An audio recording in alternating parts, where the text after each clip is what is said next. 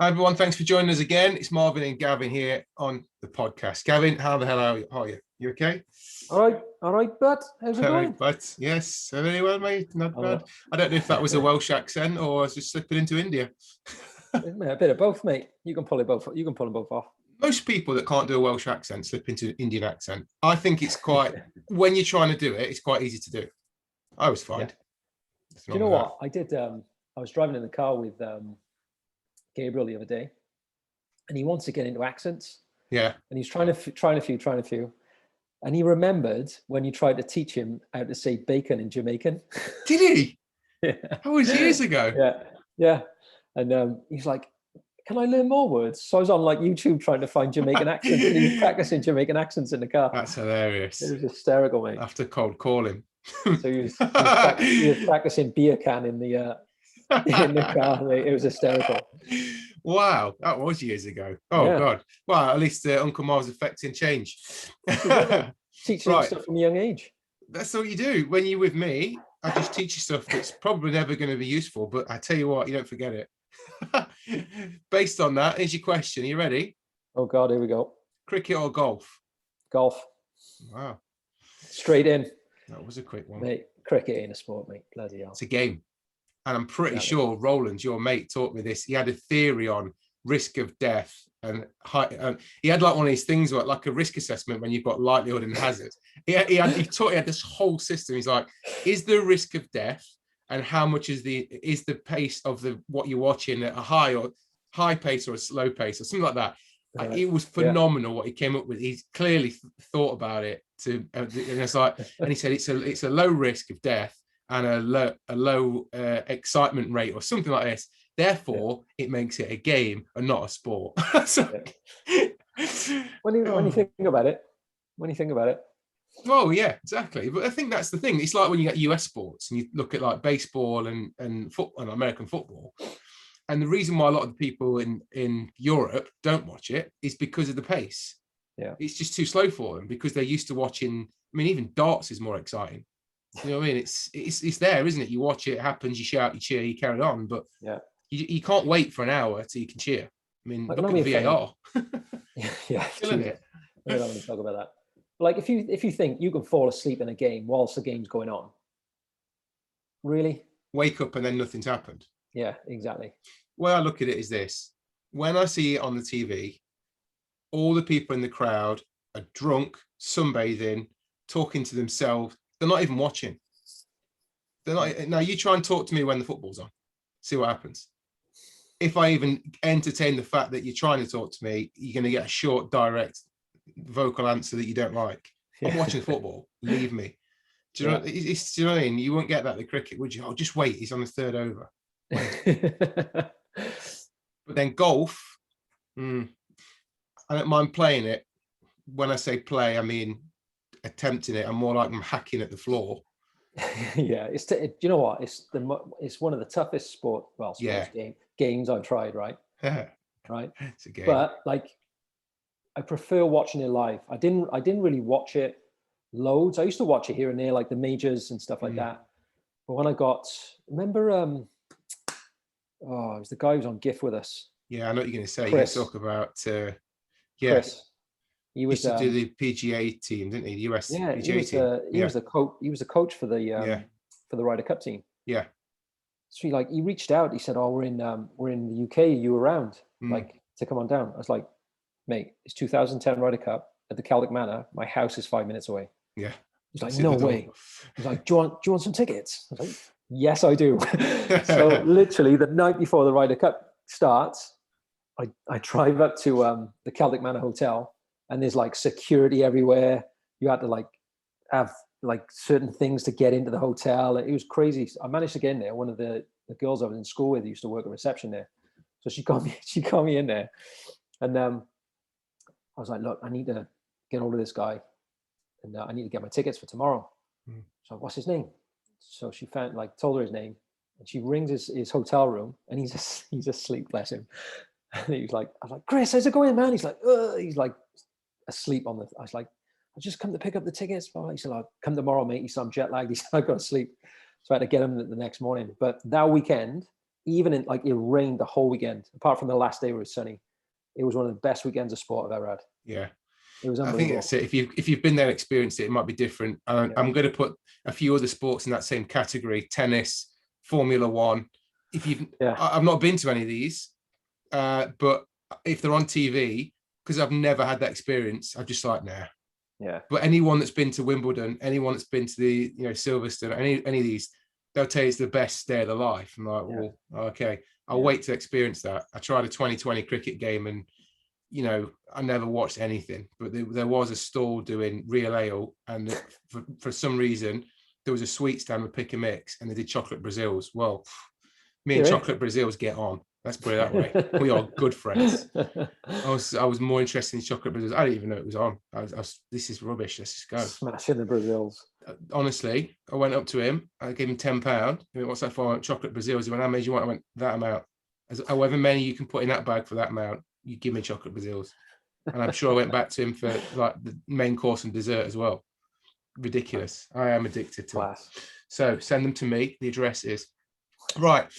Let's not slip into bad habits of starting podcasts and talking about things that aren't in the title. We might have already done that. So what we're talking about today, people that are rushing into programs slow is fast, periodizing them wrong.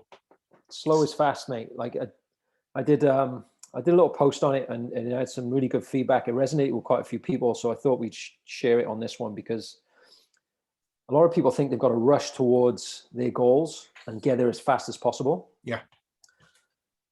And another thing thinking about is let's say rush into it. They go into it with the expectation of, I'm going to smash it. This is going to be amazing. I'm going to get these results, and they focus on the end results. There's a couple of, like a double-edged sword you got to think of. One, they don't expect things to crop up along the way, or they wait for a chance to get a result for a clear run. So it's like, I'm going to wait until there's no birthdays on the horizon, or there's no, like, I'm not going to do it over Christmas, or do you know what I mean? Yeah, it's you like, get that. There's something that's always going to get in the way. So they wait until all of that's over, then they have a clear run at it. And then even when they get a clear run, something will always crop up. Yeah. Right. So it's the message I was trying to put out the other day was, well, why don't you just learn and master the techniques on how to do it with all of this shit going on? Yeah. Because once you can do that, you're set for life. Like if you can do that correctly, or understand the expectation, right? So this is what I mean by slow is fast. If I go out and train you for the next 90 days or 12 weeks, I can drop, like, and this is what I said in the post, I can drop 10 kilos off you, no problem. But the methods that I'm going to use to do that, you won't be able to continue. Potentially. If it depends on your lifestyle, it depends on your mindset, and depends how, like, if you enjoy training enough to keep it going, things like that, right? So all of those factors have to come in as well. But for the general pop, and for 70 to 80% of people, if we go at it for 90 days, and along that way, I'm not teaching you how to incorporate all this stuff afterwards, or when things happen or crop up, you're not going to keep it off. So eventually, if you don't learn those skills, you're going to put that 10 kilos back on, because something is always going to come up, and you're not going to have a clear run. So you just not wasted. You've trained and you've done well, but technically you have wasted 12 weeks. 12 weeks because you've lost 10 kilos, and you're going to put it on in the next 6 weeks. Yeah.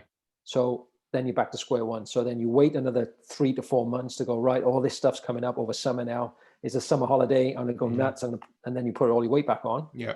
The summer holiday's out the way. You get another 12-week stint and hit it again. Yeah. Well, now you've just done a whole year, and you're back in the same positions you started with. You're just yo-yoing again. Yeah. Whereas if you learn how to do it strategically, so instead of going for 10 kilos, let's take our time over the 12 weeks and lose 5. But I'm teaching you how to keep it off and still manage a birthday or a weekend with your family, going out somewhere, eating out, socializing every other weekend, or whatever it is, right? Now, instead of losing 10, you lose 5. And then you lose another 5 over the next 12 weeks. So that's 6 months instead of 12 weeks to lose 10 kilos.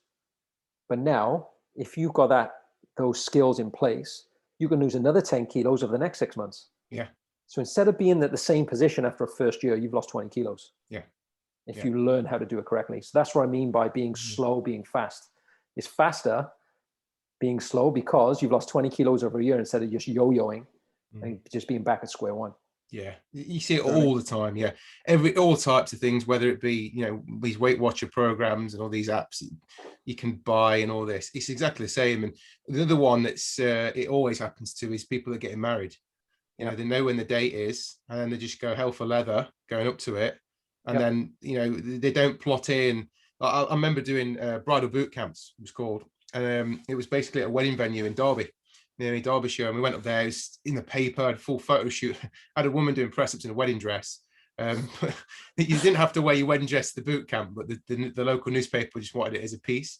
So essentially what happened was the wedding venue's open obviously through summer months, but the marquee gets erected, you know, all year, you know, maybe, well, not all year round, but as soon as it gets to spring, they erect it so they can do wedding fairs there at the weekend and show people around and potential. So the guy that owned the venue said to me, he said, look, I have wedding fairs at the weekend. And then when we get to July or June, I think it was, he said, we're fully booked then till August. He said, Monday to Thursday just sits there. Nothing's in there. It's cleaned literally the morning after the wedding. He said, can we make use of it? I was like, yeah, you know, we had a little brainstorm. Anyway, it turned out what we did was we looked at the next summer's bookings and we messaged all the bridal parties. And we just said, right, this is open to the woman getting married, the hen. The reason why that's on mine is I was going to say, oh mate, that's brilliant. It's not the bride, it's the hen. The reason why, that's not going in the outtakes either. The reason why I was going to say that is, I'll tell you why. There's a valid reason. It wasn't just Marvin's going to do a strip for him. That actually came in at the end. It was a strip show. It was like Magic Mike. It was open up to the bridal party, and then the woman, the bride, not the hen, and the whole wedding party can then come and join in the entire thing. Right, are you back on? Pause there for a second. Good. So yeah, I was saying that the whoever was getting married, the bride, and all of a procession could all come in, and it essentially became the lead up to their hen night, which is where I was going with this. There wasn't a genuine reason. And what we did was we plotted in. We just said, look, when is that hen night, and when are you going? Let's talk about how you can deal with it when you get to it. And it wasn't like, you know, there's not a drinking curfew. You have to stop at, you know, 11 o'clock at night and then go onto water. It was none of that. It was like, look, let's be aware that these things happen, and let's be in a better position when we get to it. And let's not be disappointed when the next day you wake up and you've been dragged for a bush. You know that's going to happen. So let's put it in now. It made it more robust. What I found from that was a large carryover of the ladies that took part in there, them and their mother-in-laws and friends and all that did it. It was a social for them. They met up every week, they did some exercise, they went home, and it was a good lead up to it. But it gave them a chance to get together every week and discuss what we did on hen night and all that rubbish. So, but what they did do is, after the wedding, most of them became PT clients because they knew there was more to learn to it. But I never went in with the approach of, right, they're going to stop dairy, we're going to stop eating gluten, we're going to do it. And it was just too aggressive for them. They liked the approach of, let's just make it sustainable.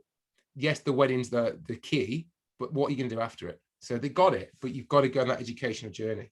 I think that one of the parts as well is like, let's say you stop all of that for 12 weeks. You don't learn about what happens when you go on a night out and what happens to your body weight after a night out. And it's not, 9 times out of 10, it's not that you put body fat on. It's typically you're holding water, you're a little bit more inflamed. It's just water weight that you're pretty much holding on. Do you know what I mean? So if you looked at somebody's maintenance level of calories, let's say it's 2,000 calories, and to add then another, let's say a kilo of body fat. So let's say somebody goes out, right, on a night out, and the next morning they wake up a kilo overweight. To add a kilo of body fat, it's like 7,000 odd calories. But that's on top of your maintenance. So in one night, they'd have to do like 9,000 odd calories. Yeah. That's not doable for the average person. Unless you know, it's definitely a challenge. unless they're getting those chocolate Brazil nuts from where you had them. Chocolate Brazils and Guinness, you do it in 5 minutes, mate. Do you know what I mean, though? There's the point. They put on a kilo. Oh my God, I put on a kilo after a night out. Not understanding what the real issue is, or it's not even an issue. Literally a couple of days later, your water weight drops off and you're back to normal, and it's just being sustainable. So it's like, let's say you did 3 to 4 weeks where you've lost, let's say 3 kilos in 4 weeks. Yeah. The next week after that, you have a few things going on. You put on a kilo. So technically you're 2 kilos down in 4 weeks. Half a kilo a week. That's pretty fucking good. And then you do another 3 weeks, and you do 4 weeks, and you do 3 kilos off again. Do you know what I mean? Yeah. 5 kilos off. So looking at it from that point of view, having it where sustainable, and yes, you're going to fluctuate your weight a little bit, but over the big course of the journey, you're going to be down. Yeah. Do you know what I mean? Yeah. That was my little, not rant, but just this kind of thing to make people realize.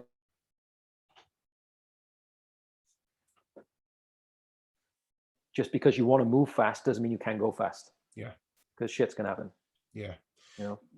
Talk about Christmas then, because that's not a night out. That's for some people. That's a week. Yeah. It's 2 weeks. Yeah.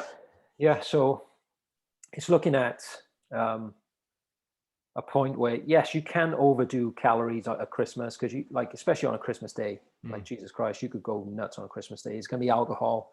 Like if you look at, like, I love a Negroni cocktail. So if I looked at the calories on one of those cocktails, that's around 350 calories. Now, granted, if you do 3 of them, you're on your ass, right? Well, unless you're you and you're an animal, right? But 4 of those, you are toast. Like they're very, or like a full-on classic gin martini. It's just pure alcohol. Like there's only so many to drink. Yeah. Sometimes it's actually better to go for those, because you'll end up having less calories because you'll be in bed early. Yeah. But it's looking at, okay, what are the better options for me to have if I'm going to drink alcohol? What am I going to do through the morning of Christmas Day to make sure I don't overconsume as many calories as I really need to? So it's putting parameters in place for that if you want to. Or you just accept the fact that I'm going to enjoy it. It is what it is. But and remember this, if you're on a journey where the lifestyle is set where you train 3 to 4 times a week, you're active, you're doing your steps, you go out for a run now and again, and 80 to 90% of the time, your diet's pretty shit hot, Christmas ain't going to matter. No. Like 3 days isn't going to matter out of 300 odd days. You'd also add into that mix, you know, for someone that is like that. I'm thinking back to a good friend of mine, Julie. If you don't mind me saying this, she's manager at a local gym. I won't name the brand. People are going to hunt her down. She still works there. But I remember doing some training with her a while back, and she's delivering 2-3 fitness classes herself a day. You know, a spin, maybe a body pump, and whatever. God knows what else. She's doing stuff where she's taking part. You know, and she's not counting for a minute and doing circuits. And she's doing that every day of the week. On her days off, she's also training. She also likes to do her own weights, and she also likes to go running. Yeah. So I remember she saying it was a bank holiday weekend. She said, me and my sister are going away for a few days. And what do you recommend? You know, I'll take my running shoes, but what else should I do? And I went, do not take your running shoes. You do not take any kit for training in whatsoever.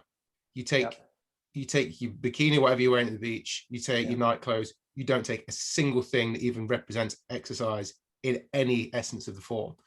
She went away for that 3-day long bank holiday weekend, came back. She had ate what she liked. She drank what she liked. She felt better. She looked better. She was just over the moon. She's like, I just feel, she felt a little bit more leaner. So, I mean, some of it might be to do with the amount of vitamin D she was getting, but, you know, she was drinking water throughout the day. She was drinking alcohol at night, granted, but for her, the balance of stress versus, you know, physical activity was so needed. Her body just needed it. She ended up better off for doing it. Yeah. Well, if you look at the amount of stress she's going under, like you said, she'd do 2 or 3 classes a day. She trained as well on top of that.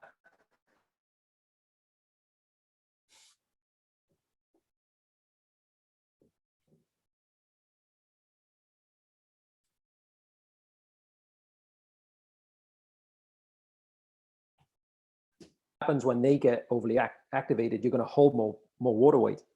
So as soon as you bring that away or take that stress down, your body starts to relax a bit more, and then you start to drop that water weight. So you'll end up looking a little bit better because you're dropping water from everywhere. Yeah. Your stress has come to masks fat loss as well. So that's another indicator too. Yeah. Let me just switch my internet over. Might a break for 1 second while I do it, so don't say anything just yet. Give me a sec. Hopefully it'll be undisruptive. Cool. Still there? Everything's still good? Yep. Cool. It's just a little bit unstable. Hopefully it comes out all right. Good. Everyone can still hear us okay, but that was quite seamless. It still says everything's recording, so we should be okay. I'm not even going to edit this. It's just like, nah, that's what happens. That's what happens. Let it run. No stress. No stress. Awesome. Well, do you know what? To be honest, I think today's topic doesn't need to go into massive science. It doesn't need to go into massive depth. It's a mindset. It's a realization. And it's good that, two people that have worked in fitness for as long as us can come on here and almost give license to people and just be real with people and say, look, we know this is what happens in life. It's the same for me. It's the same for you. But that doesn't mean you can't wait for a period in life that you have nothing on and you're not going to do anything for 12 weeks. You need to get out of that mindset and look at this as a long-term solution. And that's why, for me, it's a way of life. It's not something that you're doing for 12 weeks, then you're done. I mean, yes, there are things in life, but there might be a period in 12 weeks that you're looking forward to, a wedding, a birthday, a special occasion. I get that. But afterwards, you're not going to return back to the complete, where you've come from. The first thing you're going to do is in the first few days, you're going to feel so much better from just doing a bit of exercise and being a bit healthier. It's a night and day difference. You're going to come back and you're going to say, why on earth did I ever eat that? Why did I ever drink that again? And I bet people say to you, oh God, you're like a robot. You're always on it. I think I like it going places and having a beer or having a pizza because people can see that the guy's human. And like you said, 80 to 90% of the time, I'm on it, but I can afford to do it. I had a message the other day, actually a couple of messages. You're really posting that on Instagram. It's like, I'm having like a little Rice Krispie cake in the evening or whatever, right? You can't post that. Why? Why? I'm showing exactly what you should be able to do. Yeah.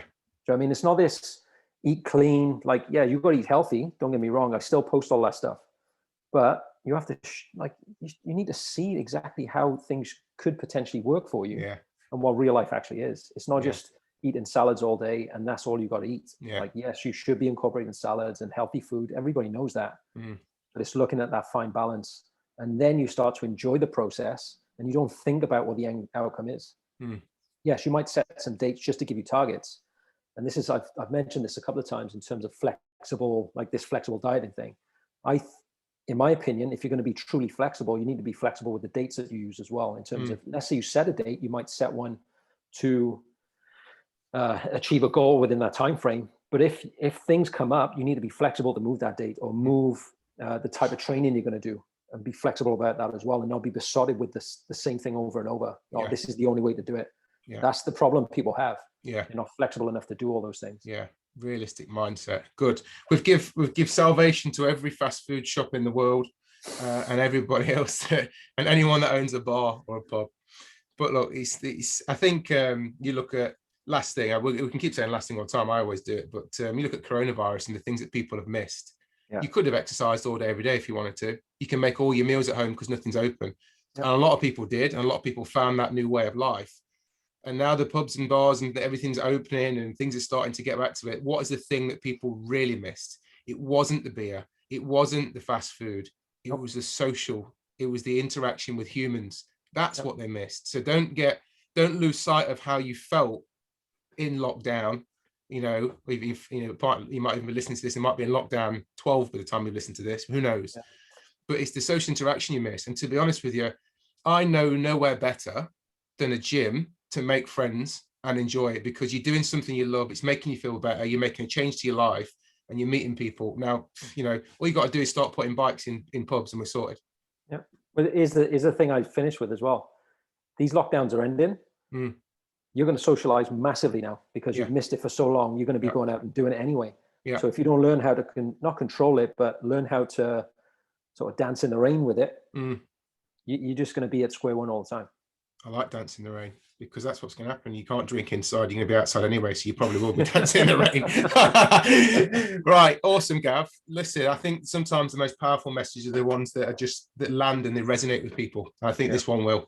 So thank you for your time. And thanks, mate. I will, when us in England are allowed to come abroad to Wales, I'm sure we'll meet up again sometime for a rain dance. Bring your passport, bring your COVID passport as well, and we'll be good to go. When I get a COVID passport, I'll be allowed into Wales. They don't let me in anyway. I'm on the ban list before COVID. Right, Yeah, speak to you again. Yeah, tell me about it. See you soon, Gav. Nice one, pal.